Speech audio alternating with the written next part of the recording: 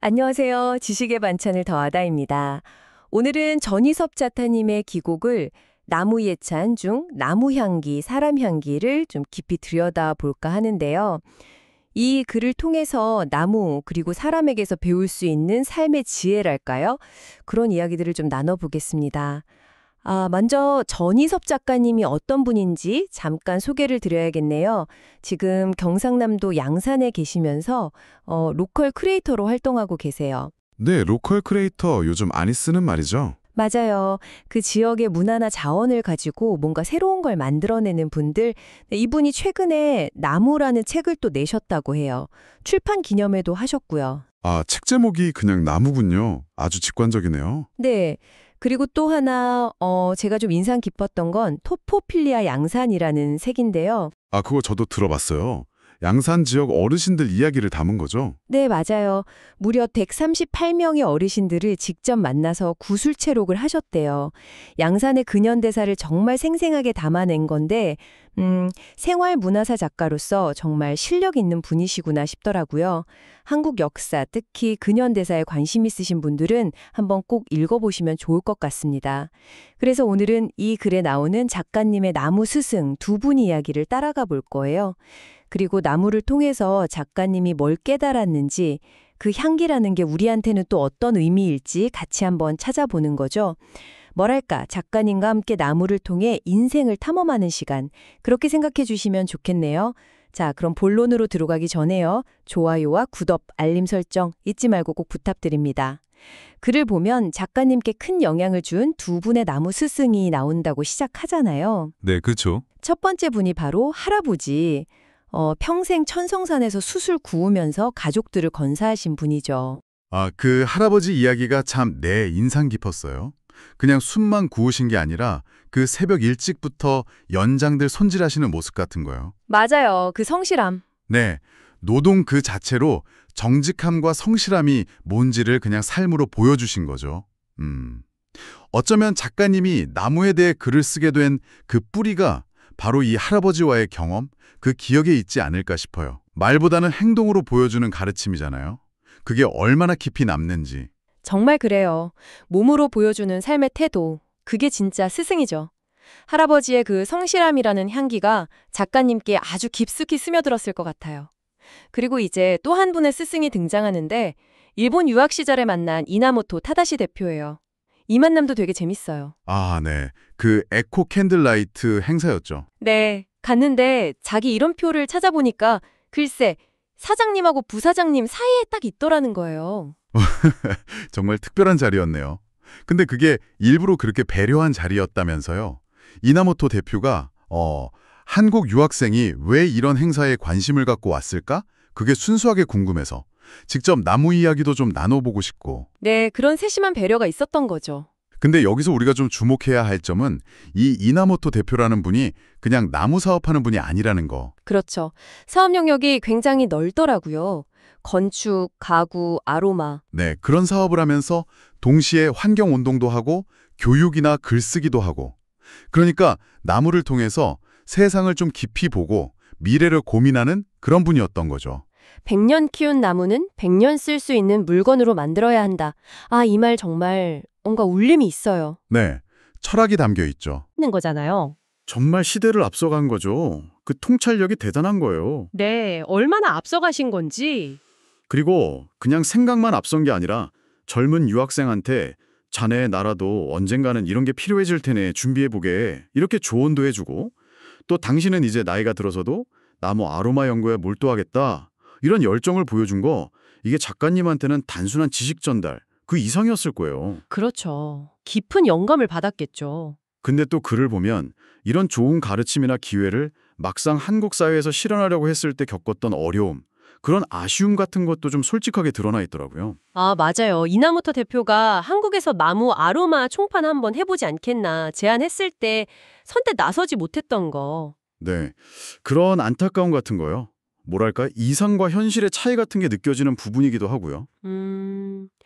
그런 깊은 영감을 받아서였을까요? 작가님이 일본에서 그냥 배우기만 한 게 아니라 되게 적극적으로 활동했던 것 같아요. 네, 그 점도 흥미로웠어요. 아트 매니지먼트 수업이었나? 거기서 일본 학생들도 잘 모르는 와보쿠, 그러니까 일본 고유 수종에 대해서 연구 발표를 해서 좋은 평가를 받았다고 하잖아요. 그렇죠. 유학생인데 오히려 현재 학생들보다 더 깊이 파고든 거죠. 대단해요. 그리고 또 그 도쿄의 유명한 가구 회사 히다 산업 있잖아요. 네, 히다산업. 거기 쇼룸 직원들한테는 한국어를 가르쳐주고 반대로 직원들한테서는 일본 나무나 가구 제작 기술, 철학 같은 걸 배우고 이런 상호 교류 이것도 좀 인상적이었어요. 맞아요. 특히 그 히다산업이 나무의 단점, 예를 들면 좀 무른 삼나무라든지 아니면 가구 만들 때 꺼리는 옹이나 자투리 나무 같은 거 있잖아요. 네, 보통은 잘 안 쓰려고 하죠. 그렇죠. 근데 그런 걸 기술력으로 보완해서 오히려 독특한 강점으로 만들어내는 방식. 거기에 주목했다는 점이 저는 되게 의미심장하게 다가왔어요. 약점을 피하는 게 아니라 기술과 지혜로 그걸 가치로 바꾸는 법을 배운 거잖아요. 정말 그러네요. 약점을 강점으로. 근데 이런 경험을 바탕으로 일본 가구를 한국에 들여오려고도 했는데 그게 또 쉽지 않았다고 해요. 현실적인 벽. 한국은 온돌 문화가 있고 또 나무를 대하는 정서 같은 게 좀 다르니까요. 네, 그런 차이들을 간파한 거죠. 그래서 여기서 작가님이 온고지신 그리고 지피지기 이 두 가지를 딱 짚어주시는데 이게 참 중요한 관점인 것 같아요. 맞아요. 그 연결이 중요하죠. 온고, 그러니까 우리 전통 문화, 우리 생활 방식이라는 과거를 깊이 알고, 지신, 일본의 발전된 기술이나 디자인 같은 새로운 걸 배우고, 네, 그러면서 동시에 지피, 상대방인 일본의 강점이나 문화를 알고, 또 지기, 우리 자신, 한국의 현실과 정서를 아는 것. 이 네 가지가 딱 균형을 이루어야 한다는 깨달음. 와, 온고, 지신, 지피, 지기 네 가지네요. 네. 이런 고민을 바탕으로 유학 시절에 조선시대 전통 문화를 통한 하배 가구와 공예라는 주제로 연구도 하고 심지어 유학생 신분으로 후원받아서 전시까지 열었다는 건 이야, 정말 대단한 열정이죠. 그렇죠. 그냥 받아들이는 게 아니라 우리 것과 새로운 것을 합쳐서 뭔가 독창적인 걸 만들려고 했던 그 청년 시절의 치열함이 느껴져요. 네.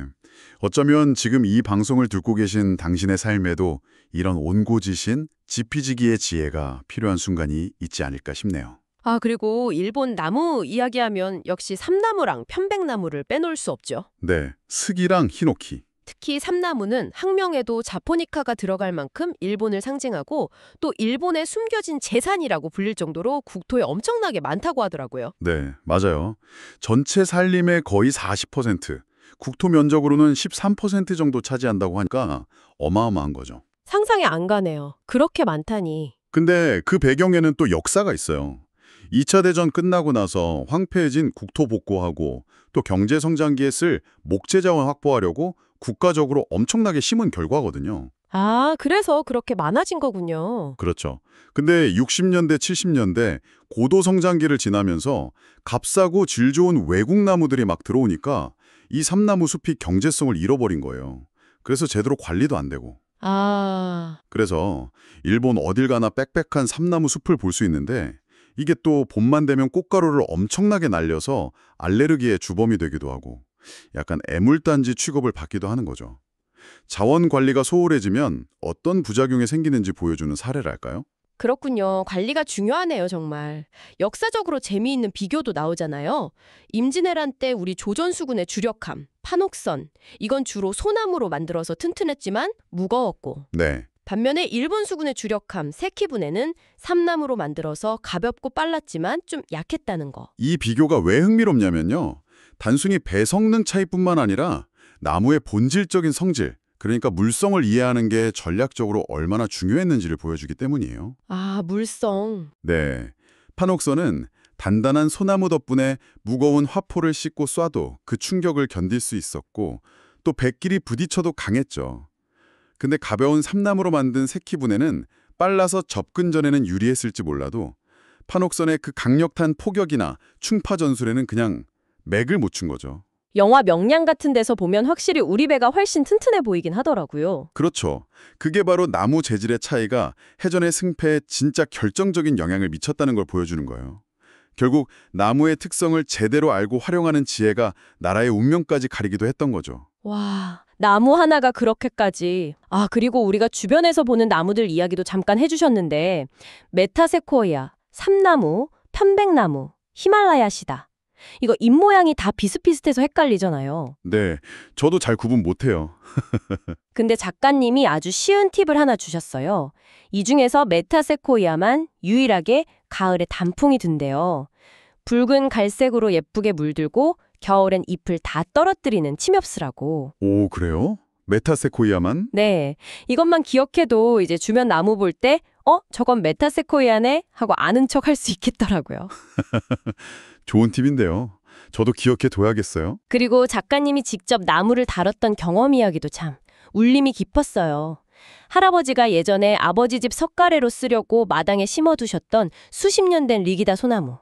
그걸 베어내고 그 자리에 편백나무 묘목을 심었던 이야기요. 네, 그 부분 읽으면서 뭔가 오래된 나무를 벨 때 그 조심스러움, 경외심 같은 게 느껴지더라고요. 맞아요. 특히 한 번 자른 나무는 다시 붙이기 어렵고 반드시 자국을 남긴다. 이 말이 참 마음에 와닿았어요. 쇠는 녹여서 다시 만들 수 있고 흙은 물 섞어서 다시 이을 수 있지만 나무는 한 번 잘리면 그걸로 끝이잖아요. 그렇죠. 되돌릴 수가 없죠. 네. 그 자국은 그냥 그 나무가 살아온 시간의 증거이자 한때 생명이었던 존재의 흔적이겠죠. 그리고 나무를 켤 때마다, 그러니까 제재소에서 자를 때마다 나무 종류별로 향이 다 다르게 나고 톱날이 나무 속을 가를 때 그 느낌도 미묘하게 다르다는 묘사. 이게 나무가 그냥 재료가 아니라는 걸 말해주는 것 같아요. 네, 각자 다 고유한 생명력이 있는 존재라는 거. 그렇죠. 저마다의 역사와 성질을 가진 개별적인 존재라는 걸 일깨워주죠. 그래서 작가님은 나무를 다루는 일을 그냥 예쁘게 디자인하거나 기술적으로 깎는 문제, 그 이전에 각 나무가 가진 고유한 성질, 그 물성을 깊이 이해하고 헤아려서 가장 적합한 자리에 쓰는 것. 그게 바로 철학이다. 이렇게 강조하시는 거죠. 네, 맞아요. 나무에 대한 깊은 이해와 존중이 먼저 있어야 한다는 의미겠죠. 근데 이게 꼭 목공에만 해당되는 이야기는 아닐 것 같아요. 사람을 대할 때나 어떤 일을 할 때도 그 본질을 먼저 이해하려는 태도, 이게 중요하지 않을까 싶네요. 그럼요. 모든 일에 적용될 수 있는 이야기죠. 아, 그리고 숲에 가면 나는 그 상쾌한 향기 있잖아요. 우리가 흔히 피톤치드라고 부르는 거요. 네, 피톤치드. 그거에 대해서도 우리가 좀 오해하는 부분을 짚어주시더라고요. 많은 분들이 피톤치드는 뭐 편백나무나 삼나무 이런 특정 나무에서만 나오는 특별한 성분 이렇게 생각하시는데 사실은 그게 아니라는 거죠. 아, 그래요? 저는 당연히 편백나무 향이 피톤치드라고 생각했는데. 침엽수들이 자기를 보호하려고 공기 중으로 내뿜는 다양한 화학물질을 그냥 통틀어서 부르는 개념이래요. 피톤치드라는 말 자체가 그리스어로 식물, 피톤, 이 죽이다, 사이드 이런 의미거든요. 죽이다요? 좀 무서운데요? 그렇죠. 근데 이게 식물 입장에서 자기한테 해를 끼치는 해충이나 병원견, 곰팡이 같은 애들을 죽이거나 활동을 억제하려고 내뿜는 방어 물질이라는 뜻이에요. 아하, 그런 의미였군요. 자기를 지키려고 내뿜는 거구나. 네. 근데 재미있는 건 식물이 자기를 지키려고 내뿜는 이 물질이 사람한테는 오히려 되게 유익하게 작용한다는 거죠. 뭐 스트레스 해소라든지 면역력 증진, 염증 완화 이런 긍정적인 효과가 있다고 알려져 있잖아요. 네, 그래서 우리가 숲에 가고 삼림욕을 하는 거고. 그렇죠. 그런데 작가님이 할아버지가 직접 심고 가꾸셨던 그 핀백나무 숲에 들어가서 그 맑은 향기를 맡는데 문득 두 분 스승, 그러니까 할아버지와 이나모토 대표의 향기가 동시에 느껴졌다고 표현하신 부분이 있어요. 아, 이 부분이 저는 참 아름답게 느껴지더라고요. 네, 저도 그 부분 참 좋았어요. 나무의 향기와 사람의 향기가 겹쳐지는 느낌. 바로 그 지점이죠. 나무의 물리적인 향기하고 스승들의 정신적인 향기가 하나로 딱 이어지는 거예요. 할아버지에게서 배운 그 땀 냄새 나는 정직하고 성실한 사람의 향기, 네. 그리고 이나모토 대표에게서 배운 미래를 보고 자연을 존중하는 그런 지혜로운 삶의 향기. 이 두 가지 다른 듯 닮은 사람 향기가 편백숲의 그 상쾌한 향기랑 어우러져서 작가님 내면에 스며드는 거죠. 그래서 더 깊이 생각하고 더 적극적으로 움직이게 만드는 원동력이 된다. 이런 고백인 거고요. 와, 단순한 감상안이 아니라 과거의 경험과 배움이 현재의 나를 만들고 미래로 나아가게 하는 힘이 된다는 거네요. 네, 그렇죠. 아주 함축적인 장면이라고 생각해요. 그러면서 자연스럽게 질문하게 되죠. 그럼 내 삶을 이끄는 내 안에 스며든 향기는 뭘까? 당신의 삶에는 어떤 향기가 스며들어 있을까요? 네, 오늘은 전희섭 작가님의 글을 통해서 할아버지와 이나모토 타다시라는 두 분의 스승, 그리고 그분들이 사랑했던 나무와 숲에서 배울 수 있는 삶의 지혜와 향기에 대해 함께 이야기 나눠봤습니다. 정말 무심코 지나쳤던 나무 한 그루, 그냥 숲길에서 맡았던 향기 속에도 이렇게 깊고 풍성한 이야기가 숨어 있을 수 있구나, 새삼 깨닫게 되네요. 네. 어쩌면 우리 주변에 아주 평범해 보이는 것들, 뭐 사물이든 자연이든 아니면 그냥 스쳐 지나가는 인연 속에도 우리가 미처 발견하지 못했을 뿐이지 삶을 풍요롭게 하는 그런 깊은 향기가 숨어 있을지 몰라요. 그렇죠. 우리가 발견하기 나름이겠죠? 그래서 한 번쯤 당신의 삶에는 지금 어떤 스승의 향기가 또 어떤 경험의 향기가 은은하게 남아있는지 그리고 앞으로 당신의 삶에 어떤 향기를 더하고 싶은지 잠시 시간을 내서 당신의 삶을 채우는 그 향기들에 대해 가만히 생각해보는 시간을 가져보는 것도 참 의미 있을 것 같습니다. 오늘의 이야기 어떠셨나요? 이야기가 유익했다면 좋아요와 구독, 알림 설정 잊지 마시고요. 저희는 다음에 더 좋은 이야기로 돌아오겠습니다. 고맙습니다. 감사합니다.